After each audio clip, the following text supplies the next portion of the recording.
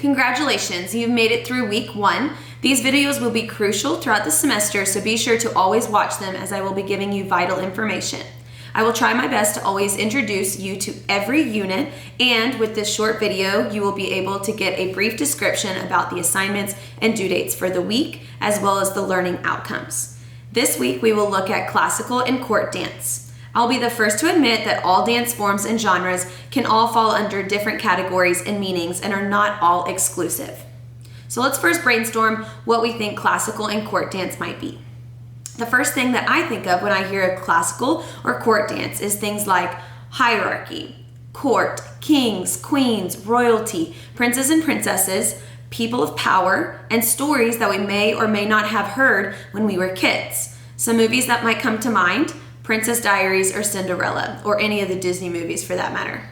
We will first discuss 3 characteristics of classical and court dance. The 3 of these are power, patronage, and pageantry. Court, as a place of power, means non-royals coming to entertain those who are at the top in a certain country or culture. Royalty then holds a lot of power because they are the ones that other people have to entertain. Display of power and rank in the court system is well known for classical and court dances. So for this one, people used to come and entertain just the kings and queens, and that was their primary goal. The second characteristic is patronage. A patron means someone who not only enjoys the arts, but also gives monetary support for the causes, arts, and the dance. For example, people like fundraisers and sponsors donate money to our dance concerts, revels, and etc. These patrons would then be given gratitude in our concert performances. Court as a place of patronage, in a nutshell, we think of 1, as a place of money and wealth, and 2, they use money to support dance or the arts. Pageantry, the third characteristic. This brings to mind some movies when you see king and queens really dressed up for rituals or balls or just everyday life.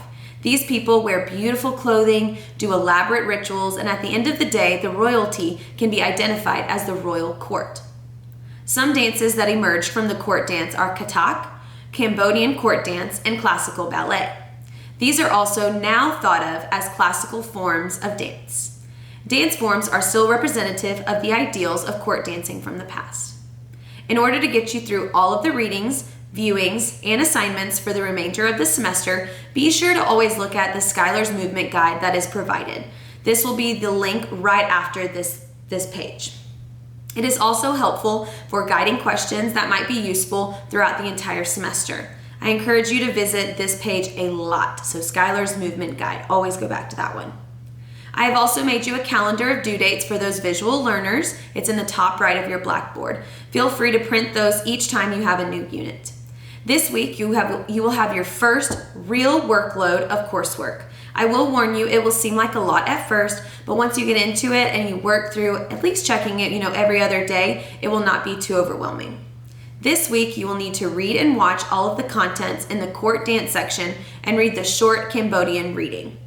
Next, you will only choose 1 video in the classical video folder. Choose one that you feel you could recognize some dance characteristics. And if again you have questions, always go to the Schuyler Movements Guide.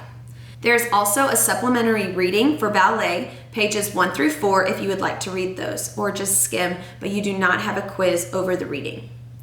From that 1 chosen classical video from that 1 classical folder, you will create a logic diagram and also a mind map. You will then create a short outline and a works cited page. All of these assignments will act as practice assignments for your final paper later in this 8-week session. So once you get to the final paper, you will actually have done all of these small assignments, so it should make for a smooth transition and a smooth final paper. So your 4 assignments that will be due this week is 1, logic diagram, 2, mind map, 3, outline, and 4, works cited.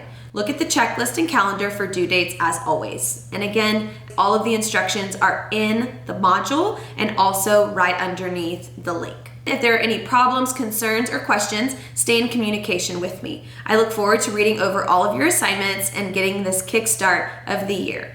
As always, enjoy your week and rock 'em Rangers.